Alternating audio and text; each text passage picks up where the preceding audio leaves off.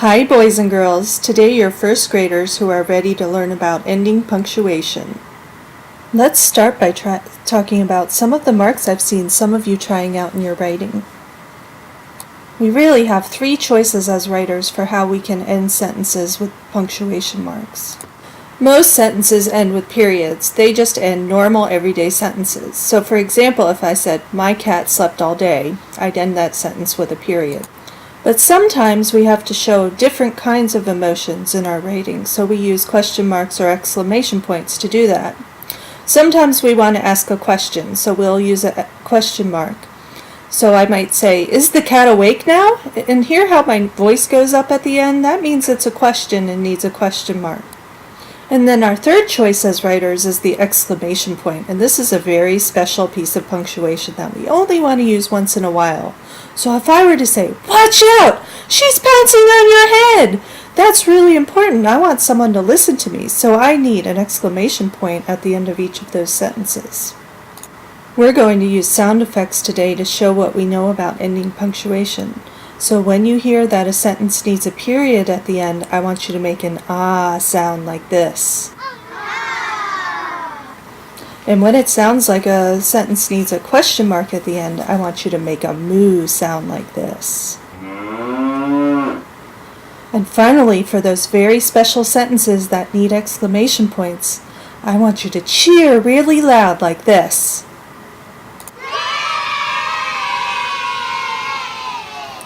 But first, let me demonstrate how this is going to work with a little piece of the story we're going to read today. Scary Story, Part 1. On a gloomy day in October, much like today, Lois and Clyde were walking by an old, dilapidated house.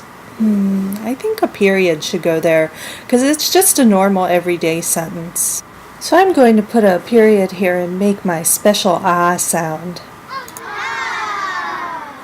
The second sentence is, Lois asked, "Should we go in there?" Did you notice how my voice went up when I asked that? So I think that needs a question mark, because it's definitely a question. And of course I need a moo in there too. Clyde yelled, "You're crazy!" I think that definitely needs an exclamation point, because it's showing strong emotion. And of course I'm going to cheer with it too.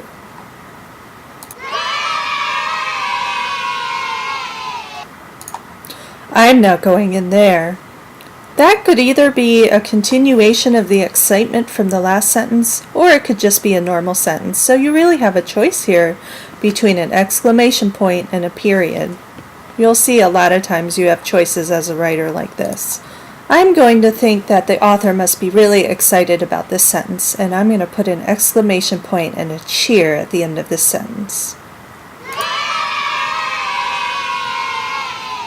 Okay, so now we're going to try this all together. I'm going to read Scary Story Part 2 out loud, and you're going to make the sound of the punctuation mark that you think belongs at the end of each sentence. Lois replied, "I'll give you a cookie if you go in there."